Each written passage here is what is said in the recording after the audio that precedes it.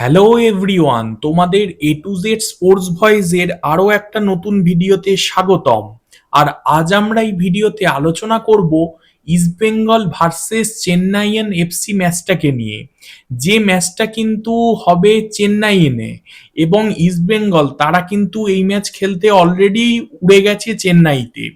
এবং চেন্নাইয়ের কন্ডিশন যদি বর্তমানে বলি, চেন্নাইয়ের কিন্তু যথেষ্ট হিউমিড ওয়েদার রয়েছে। এবং আমরা দেখেছি যে মোহনবাগান ভার্সেস জামশেদপুর ম্যাচ, সেই ম্যাচে কিন্তু এক প্রকার এই হিউমিড কন্ডিশনের জন্যই ম্যাচটা ড্র হয়েছে। এবং ইস্টবেঙ্গলকেও কিন্তু খুব সতর্ক থাকতে হবে এবং এনার্জি স্টোর করে খেলতে হবে। তাছাড়াও ইস্টবেঙ্গলের কিন্তু এই ম্যাচে আনোয়ার আলী খেলবে কি খেলবে না, তার সাথে রশিদ তাদের প্লেয়ার বিদেশি, সে খেলবে কি খেলবে না, এই নিয়ে কিন্তু যথেষ্ট প্রশ্নচিহ্ন রয়েছে। এছাড়াও দুই দলের বেস্ট প্লেইং 11 কি হতে পারে, কোন দল কেমন স্ট্র্যাটেজি নিয়ে মাঠে নামবে, সেই নিয়ে কিন্তু ডিটেলস এই ভিডিওতে আলোচনা করব। তো চলো ভিডিওটা শুরু করা যাক। Welcome to A to Z sports voice. তোমরা যদি চ্যানেলে প্রথম এসে থাকো তাহলে সাবস্ক্রাইব করে বেল আইকনটাকে বাজিয়ে দাও ফুটবল এবং ক্রিকেট সংক্রান্ত যাবতীয় আপডেট পাওয়ার জন্য। আর ডেইলি আপডেটেড থাকার জন্য আমাদের আদার social media ID Facebook, Insta এগুলোকে ফলো করে রাখতে পারো। নাও কাম টু দ্য পয়েন্ট।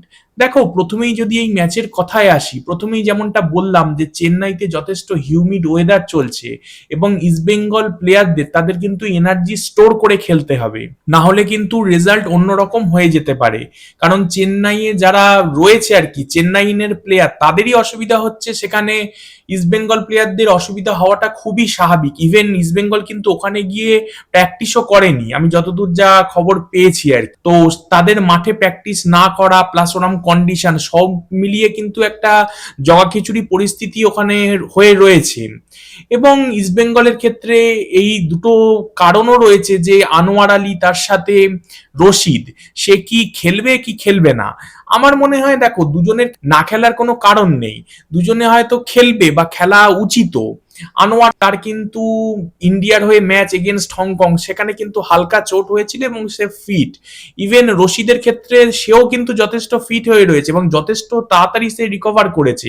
আর এজেজারির খবর তো তোমরা জানোই, তার ওয়াইফের হয়তো কোনো ধরনের সমস্যা হয়েছিল, সেজন্য সে প্র্যাকটিস ছেড়ে বেরিয়ে গেছিল। এটা নিয়েও কনসার্নের কোনো ব্যাপার নেই। এবার যদি দুই দলের অ্যাপ্রোচের কথায় আসি, দেখো ইস্টবেঙ্গল তারা কিন্তু আমরা জানি যে একটা মাঝমাঠ নির্ভর অ্যাটাকিং ফুটবল সবসময় খেলে এবং এই ম্যাচেও তার অন্যতা হবে না। ইভেন ইস্টবেঙ্গলের প্র্যাকটিসে কলকাতায় যখন তারা ছিল, প্র্যাকটিস করেছে, সেখানে কিন্তু দেখা যাচ্ছিল আর কি প্রপসুকান গিল, তাকে কিন্তু গোলকিপিংয়ে যেরকম সে খেলে সেই খেলছে। এবং ডিফেন্সে কেবিন সিভিলি সে ফিরছে এই ম্যাচ থেকে, তোমরা জানো। তার সাথে কিন্তু জিকসান সিং খেলছিল এবং রাইট ব্যাকে খেলছিল রাকিব, লেফট ব্যাকে খেলছিল লালচুন নুঙ্গা, মিডফিল্ডে খেলছিল সল ক্রেসপোর সাথে সৌভিক চক্রবর্তী, রাইট উইংয়ে দেখা যাচ্ছিল বিপিন সিংকে, লেফট উইংয়ে পিভি বিষ্ণুকে, আর দুজন বক্স ফরওয়ার্ড ইউসুফ এজেজারিয়ার সঙ্গে অ্যান্টন সোবার্গ। এরাম কিন্তু একটা first line up coach Oscar practice করাচ্ছিলেন। তবে এই ফার্স্ট লাইন আপটাই যে রিপিট করবেন তিনি এগেনস্ট চেন্নাইয়ান এফসি, সেটা আমি বলছি না কখনোই। আমার মতে এরাম যদি ফার্স্ট লাইন আপ, যেটা আমি বলতে চাইছি, সেরাম ফার্স্ট লাইন আপ তিনি যদি নামান, সেটা কিন্তু মোর ব্যালেন্সড হবে। কারণ মিগুয়েল যে কিন্তু একটা ভালো ক্রিয়েটিভ প্লেয়ার, তাকে মাঠের বাইরে রেখে ফার্স্ট লাইন আপ নামানোর কোনো মানেই হয় না।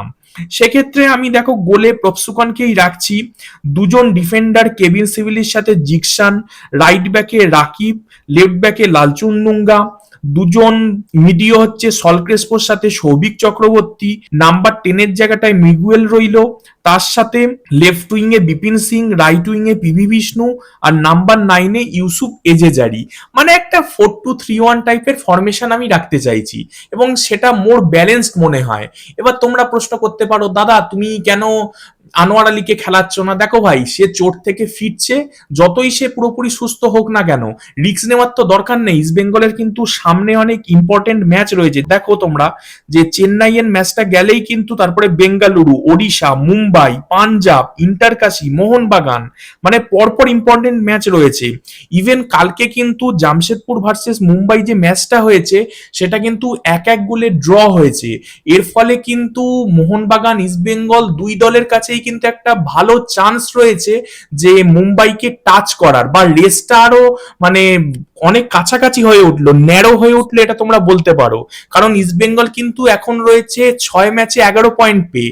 নেক্সট দুটো ম্যাচ মানে চেন্নাইয়ান এফসি আর বেঙ্গালুরু এফসি, এই দুটো যদি তারা জিততে পারে 3-3 করে পয়েন্ট পাবে। সেক্ষেত্রে তারা কিন্তু 17 পয়েন্টে পৌঁছতে পারে, মানে 1 পয়েন্ট মাত্র দূরে থাকবে তারা মুম্বাই সিটি এফসির থেকে। মানে ঘাড়ে নিঃশ্বাস ফেলতে পারে এক প্রকার বলা যায়। সেই কারণেই আমি বলছি এই ম্যাচটা ইস্ট বেঙ্গলের জন্য খুব ইম্পর্টেন্ট, এবং ইস্ট বেঙ্গলকে ম্যাচ বাই ম্যাচ কিন্তু দেখতে হবে এবং এগোতে হবে। তাই আনোয়ার আলীকে নিয়ে অযথা কোনো রিস্ক নেওয়ার প্রয়োজন নেই আমার মনে হয়। এছাড়াও রশিদ, সেও ফিট, এবং আমার মনে হয় এই আনোয়ার আর রশিদ দুজনকেই সেকেন্ড হাফে যদি প্রয়োজন পড়ে তবেই মাঠে নামানো হোক, না হলে সৌভিক চক্রবর্তী, তিনি তো এক্সপিরিয়েন্স ক্যাম্পেনার, তাকে খেলানো হোক। এছাড়াও জিকসান সিং ডিফেন্সে ভালোই খেলছেন, তাকে খেলানো হোক। অপশন যখন রয়েছে ইউজ করা উচিত বলেই আমার মনে হয়। এবারে যদি চেন্নাইয়ান এফসির দিকে তাকাই, দেখো এই চেন্নাইয়ান এফসি স্ট্র্যাটেজি যদি বলি, তাদের স্ট্র্যাটেজি আর কিছুই নয়। তাদের স্ট্র্যাটেজি কি বলতো, যে লং বলে যত তাড়াতাড়ি আক্রমণে ওঠা যায় আর ডেড বল থেকে ফিজিক্যাল পাওয়ার কাজে লাগিয়ে গোল তুলে নেওয়া। তুমি দেখবে আগের ম্যাচ তারা কিন্তু এগেনস্ট ইন্টারকাসি হেরেছে, 2-1 গোলে হেরেছে, এবং শেষে যে গোলটা পেয়েছে সেই গোলটা কিন্তু করেছে ড্যানিয়েল চিমাচুকু, যে আবার ইস্ট বেঙ্গলের প্রাক্তন ফুটবলার, এবং সে গোলটাও কিন্তু করেছে একটা ডেড বল সিচুয়েশন থেকেই। মানে এর থেকেই বোঝা যায় তারা কিন্তু ডেড বলে যথেষ্ট ভালো। ইভেন আমি খেলা দেখি বলে তোমাদের বলছি, তাদের রেগুলার এই চেন্নাইয়ান এফসি কিন্তু ডেড বল থেকে আগেও গোল করেছে এই সিজনে। এবং তাদের ফরমেশনের কথা যদি বলি, তারা কিন্তু 3-4-1-2 এরকম একটা ফরমেশনে মানে দল নামাবে। তাদের গোলে থাকবে মোহাম্মদ নওয়াজ এবং 3 জন সেন্টার ব্যাকে, মাঝখানে থাকবে এডুয়ার্ডো কাউ যে একজন বিদেশি, রাইট সেন্টার ব্যাকে প্রীতম কোটাল, লেফট সেন্টার ব্যাকটা হয়তো খেলবে ভিঘ্নেশ, এবং মিডফিল্ডের ক্ষেত্রে লালডিনিয়ানা, সে কিন্তু লেফট উইং এর জায়গাটা কভার করবে, রাইট উইং এর জায়গাটা কভার করবে কিন্তু ইমরান। আর 2 জন মিডিও মানে যারা সেন্ট্রাল মিডফিল্ডে থাকবে তারা হচ্ছে বেমামারের সাথে নগুয়েরা, এবং এই নগুয়েরা আর বেমামার এই দুজনের দিকে কিন্তু নজর রাখতে হবে ইস্ট বেঙ্গল প্লেয়ারদের, মানে বেশি করে। কেন বলছি নগুয়েরা, সে ক্রিয়েটিভ, এবং আইএসএল এ তোমরা দেখেছো সেই experience campaigner, Mumbai city FC, Bengaluru, Goa সব জায়গায় খেলেছে, যথেষ্ট এক্সপিরিয়েন্স আছে, এবং কখন সে এক্সপিরিয়েন্স দিয়ে গোলের মুখের দরজা খুলে দেবে কেউ কিন্তু বলতে পারে না। তাই ইস্ট বেঙ্গল ডিফেন্ডারদের তাকে নজরে নজরে রাখতে হবে। সঙ্গে বেমামার, তার মধ্যে হয়তো ক্রিয়েটিভিটি খুব বেশি নেই, কিন্তু তার লং রেঞ্জার গুলো কিন্তু দুর্দান্ত, সুতরাং তার দিকেও একটু নজর রাখা উচিত। নাম্বার 10-এর কথায় যদি আমি বলি, সেখানে কিন্তু ফারুক চৌধুরী খেলবে, আর 2 জন বক্স ফরওয়ার্ড হবে, ইরফান ইয়াডওয়ার্ড আর তার সাথে মার্টিন বলে প্লেয়ারটা। এবং এই চেন্নাইয়ান এফসি তারা কিন্তু চেষ্টা করবে যে কাউন্টার অ্যাটাক নির্ভর ফুটবল খেলে ইস্ট বেঙ্গলকে চাপে রাখতে। অপরদিকে ইস্ট বেঙ্গলের কিন্তু এই ম্যাচের লক্ষ্য হওয়া উচিত যে কোনো রকম ভাবে গোল না খেয়ে, দরকার হলে 2 গোলে জিতুক, এবং মানে ডিফেন্সটাকে শক্তপোক্ত করে কিন্তু এগোনো, এবং কোনোভাবে যদি ইস্টবেঙ্গল গোল খেয়ে যায় সেটাকে আবার রিকভার করে গোল দিতে, সেটা কিন্তু মানে এই কন্ডিশনে ইস্টবেঙ্গলের জন্য চাপ হয়ে যাবে, যেহেতু হিউমিড কন্ডিশন, প্লেয়ারদের শরীর থেকে কিন্তু অনেক জল বেরিয়ে যাবে, এবং শরীরকে হাইড্রেটেড রাখা এটা কিন্তু খুব জরুরি, এবং কন্ডিশনের জন্যই আমি বারবার বলছি। তো আশা করি ইস্টবেঙ্গল এই ম্যাচে ভালো খেলবে এবং তারা প্রত্যাশা মতোই জয় তুলে নেবে।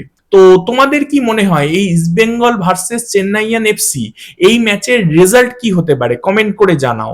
আর ভিডিওটা ভালো লাগলে সাবস্ক্রাইব করে বেল আইকনটাকে বাজিয়ে দাও, লাইক করো, কমেন্ট করো, শেয়ার করো। Thanks for watching. Jai Hind, Jai Bharat.